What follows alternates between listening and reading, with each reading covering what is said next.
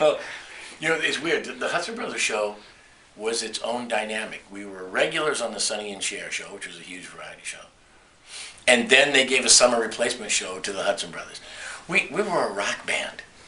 We were signed to Elton John's label, and Bernie Taupin was our producer, and we were a rock band.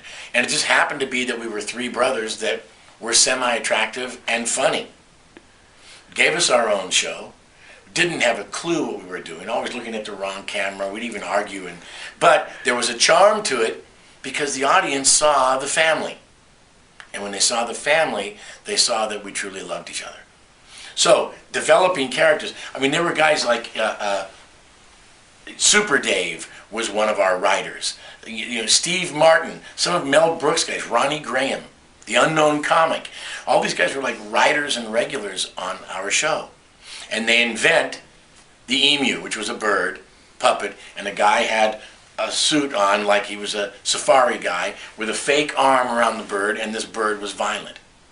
And anyone he would meet, from Andy Griffith to you name it, he would attack them and eat them alive. But it wasn't like doing television because he believed that the bird, one time we walked by his dressing room and he was yelling at the puppet. And that was a little scary. That was a little scary, but it was real. And funny as can be. Rod Hull was his name, Australian man. Funny as can be, and the bird to him was real. We invented a character called Chucky Margolis, which people caught on to. A little boy whose parents keep him in the basement with his best friend, Alan.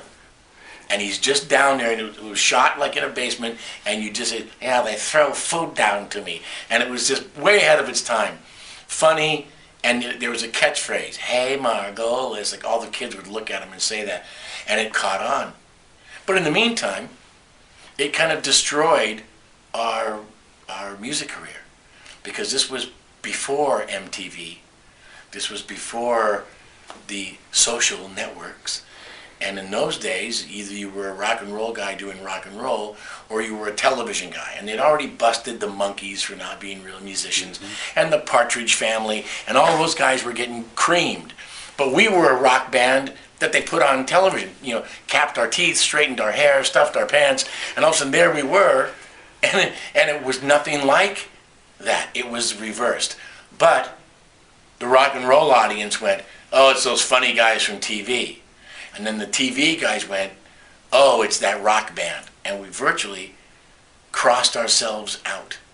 I mean, I look back on that now because it's been so long now that I have the courage and conviction to say that we canceled out our own career. And we had a top 20 single then called So You Are a Star that got compared, and you know, there's something in Rolling Stone, like the best kinetic pop since the Beatles. It was very Beatley, and it was really, really cool. And it became a top 20 record, and that was a twinge of validity for me. And I'll do a bit of it for you now if you don't want to. In fact, on my record, I've actually done it with Ringo playing drums. We were doing the Ringo Rama album because I produced Ringo Starr, and we were at Dave Gilmour from Pink Floyd at his boat, his houseboat, mixing the record. And he had this little room in the back with a piano and some drums, and we were sitting there, and I told Ringo about it, and I said, you know, let's make this for my mom. He goes, all right, it's for your mom. And so now it was considered being Beatley, and now there I am playing the song, but with a Beatle on the drums. It kind of came full circle. And I'll just do a twinge of it so you can understand. In fact, and I wrote it, my brother Bill was married to Goldie Hawn. So Kate Hudson is my niece. Everyone always goes, oh, your daughter, Kate. And she's not my daughter. I'm Uncle Mark. And that's just what it is. I made a mistake when she was dating Lance Armstrong, you know, the bicycle guy. I made a mistake, and I blogged. I said, I hear my niece is dating Lance Armstrong, and I bet she's having a ball because he only has one. But I probably shouldn't have done that. I couldn't stop myself. It's like comedic Tourette's. Anyway, so I wrote the song about my brother Bill's relationship with Goldie. So when they were in love, so it's pre-divorce and all the horrible stuff. And by the way, I also try to stay out of all the horrible stuff because, you know, I don't really care what anyone says about me anymore. Like, you know, on Facebook and Twitter hole and all these new medias, they go like, oh, Mark, you're gay. Yes, I'm gay. Oh, Mark, you're an astronaut. Yes, my suit's in the basement. Oh, Mark, you bury children in the yard. Yes, only 7.